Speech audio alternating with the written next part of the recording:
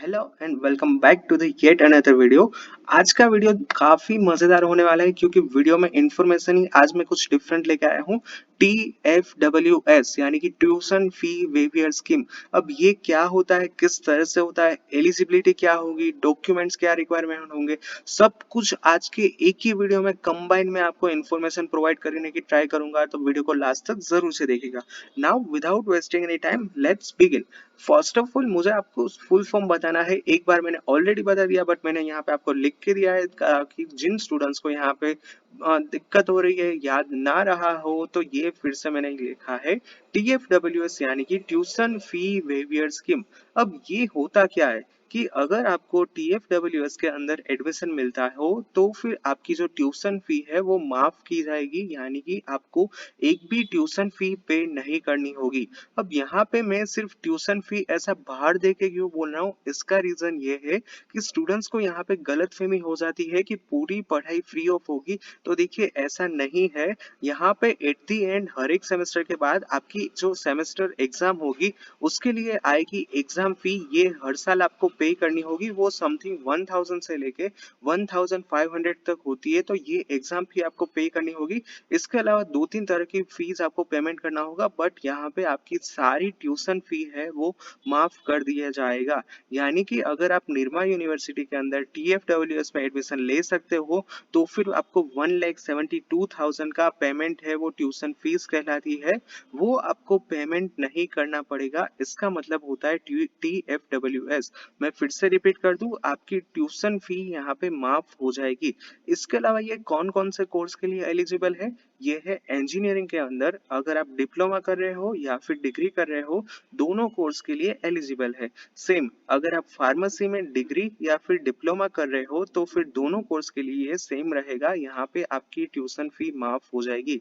इसके अलावा MBA यानी कि masters in business administrative, MBA के लिए भी आपकी tuition fee waiver scheme active आपके लिए अवेलेबल है। उसके अलावा है MCA master in computer application, और इसके अलावा दो तीन और कोर्स है कि जिसके अंदर AICTE यानी कि all India council of technical education ने ये TFWS की स्कीम रखी है। तो ये काफी अच्छी है। और यहाँ पे आपका एक ही चीज इंपॉर्टेंट रहेगा, आपका मेरिट रैंक। अगर आपका मेरिट रैंक अच्छा है देन डेफिनेटली आपको यहाँ पे एडमिशन मिल सकता है TFWS के लिए।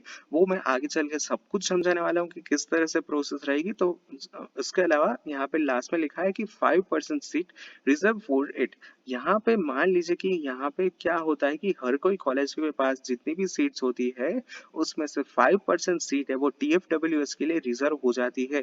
यानी कि निर्मा यूनिवर्सिटी में 100 सीट्स होती है कंप्यूटर इंजीनियरिंग के लिए, उसमें से 5 सीट आपकी TFWS के लिए हो जाएगी। यानी कि 5 सीट के ऊपर जिन स्टूडेंट्स को एडमिशन मिला होगा उन स्टूडेंट्स को ट्यूशन फी पे नहीं करनी होगी। अब बात करते हैं कि इसमें कास्ट वाइज रिजर्वेशन होता है कि नहीं। तो देखिए यहाँ पे बिल्कुल ऐसा नहीं होता है। मैंने जैसे कि आपको ऑलरेडी बोला है कि कोई भी कॉलेज में अगर 100 सीट होती है तो उसमें से मान लीजिए कि ये 5 सीट है कि जो TFWS के लिए रिजर्व है, तो यहाँ पे हर कोई सेम रहेगा। यहाँ पे open category, SC, ST, SC, BC, EWS, इन स्टूडेंट्स के लिए रिजर्वेशन नहीं रहता है। सभी स्टूडेंट्स के लिए ये सीट सेम ही रहती है। यानी कि यहाँ पे कास्ट वाइज रिजर्वेशन नहीं रहता है। टोटली आपके मेरिट रैंक के ऊपर डिपेंड करता है। अगर आपका मेरिट रैंक अच्छा है तभी आपको ट्यूशन फी वेवियर स्कीम मिल सकती है। कोई भी कास्ट वाइज रिजर्वेशन नहीं मिलने वाला है यहाँ पे। अब यहाँ पे एलिजिबिलिटी क्या होगी कि आपकी फैमिली की, आपकी फादर की इनकम 8 लाख पर एनम यानी कि 8 लाख से कम होनी चाहिए एक साल के लिए।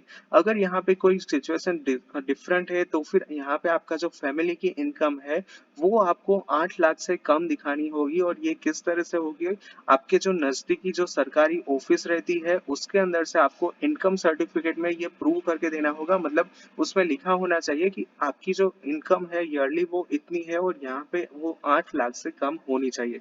अब ये TFWS के लिए only one certificate, only one document is required, इसके अलावा कोई भी आपको दूसरा डॉक्यूमेंट नहीं चाहिए, और वो है इनकम सर्टिफिकेट। इनकम सर्टी के अलावा आपके पास कोई भी डॉक्यूमेंट की रिक्वायरमेंट नहीं रहती है, बट इनकम सर्टिफिकेट 100% चाहिए।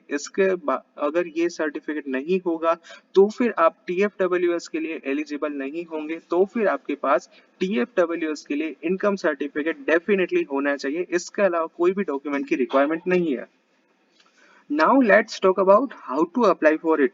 अब देखिए यहाँ पे आपको TFWS में एडमिशन लेना हो तो आप किस तरह से ले सकते हैं। तो मान लीजिए कि आप जब भी चॉइस फिलिंग कर रहे होंगे, वो फिर होगा मॉक राउंड के लिए, राउंड 1 के लिए, या फिर राउंड 2 के लिए, तभी आपको यहाँ पे वो चॉइस फिलिंग के अंदर पर्टिकुलर लिखना होगा कि कौन सी कॉलेज में कौन सी ब्रांच के लिए आपको TFWS के लिए अप्लाई करना होगा। मान लीजिए कि मुझे यहाँ पे लगता है according to my merit rank, for an example मैं आपको समझाना चाहता हूँ कि मुझे ऐसा लगता है कि मेरा मेरिट रैंक काफी अच्छा है, तो मुझे VGEC में कंप्यूटर TFWS में एडमिशन मिलने के चांसेस है। तो मेरी यहाँ पे चॉइस फिलिंग कुछ इस तरह से रहेगी। सबसे पहले मैं ऊपर रखूंगा LD कॉलेज में कंप्यूटर इंजीनियरिंग, उसके नीचे मैं लिखूंगा LD कॉलेज में IT इंजीनियरिंग। अब मैंने पहले क्या बोला था कि according to my merit rank मुझे ऐसा लगता है कि VGEC में कंप्यूटर में मुझे TFWS में मिल सकता है। तो देखिए VGEC में कंप्यूटर ब्रांच और TFWS सीट, इसके नीचे मैंने VGEC में कंप्यूटर इंजीनियरिंग लिखा है। अब आप बोलोगे कि ऊपर तो TFWS में लिखा है तो फिर नीचे डालने की क्या जरूरत है। तो देखिए ये कंपलसरी है कि मान लीजिए कि यहाँ पे आपका TFWS में एडमिशन नहीं हुआ है, तो फिर यहाँ पे आपका जो पेमेंट वाली सीट होगी जहाँ पे आपको फीस पे करनी होगी, उसमें यहाँ पे नीचे ब्रांच डालना कंपलसरी है। अदरवाइज आप ऐसा नहीं करते हो तो फिर यहाँ पे क्या होगा, कंप्यूटर डालते ही नहीं हो तो फिर उसके नीचे जो भी सीट होगी उसमें आपका एडमिशन हो जाएगा, और वो है VGEC ID। तो आपको इस तरह से चॉइस फिलिंग करना होगा कि जिस भी कॉलेज में जिस भी ब्रांच में आपको TFWS में एडमिशन लेना है, वो पर्टिकुलरली यहाँ पे मैंने मेंशन किया है इस तरह से सिलेक्ट करना होगा, तभी आप TFWS के लिए अप्लाई कर सकते हो। इसके अलावा दूसरी कोई भी प्रोसेस नहीं है TFWS में अप्लाई करने के लिए। तो आपको इस तरह से जब भी आप चॉइस फिलिंग करो तब आपको इस तरह से चॉइस फिलिंग करनी होगी। अब सीट किस तरह से फील होती है, तो यहाँ पे देखिए मैंने ऑलरेडी बता दिया कि रिजर्वेशन कुछ नहीं होता है। तो हर एक सीट है वो मोस्टली राउंड 1 के अंदर ही फील हो जाती है। इसके अलावा मान लीजिए कि लास्ट ईयर जो मैंने एग्जांपल दिया था कि 100 में से 5 सीट रहती है, तो लास्ट ईयर सिर्फ 3 सीट ही उस पे फील हो पाई थी, 2 सीट बची हुई थी TFWS के लिए। तो इस साल वो 2 सीट ऐड हो जाएगी 5 सीट के अंदर, यानी कि भले ही 5% रहती है बट लास्ट ईयर 2 सीट खाली रही थी, तो इस साल के लिए वो हो जाएगा 7। आई होप ये जो मैं आपको एग्जाम्पल दे रहा हूँ वो आपको समझ में आ रहा होगा। अगर आपको अभी भी समझ में नहीं आ रहा हो तो आप नीचे मुझे कमेंट में पूछ सकते हैं, मैं फिर से आपको अच्छे से एक्सप्लेन कर दूंगा। बट इम्पोर्टेंट बात ये है कि मोस्टली सीट है वो राउंड 1 के अंदर ही फील हो जाती है। So that's it for today's video. I hope you guys like this video. If you have any doubts then ask me in the comment section. Thank you for watching this.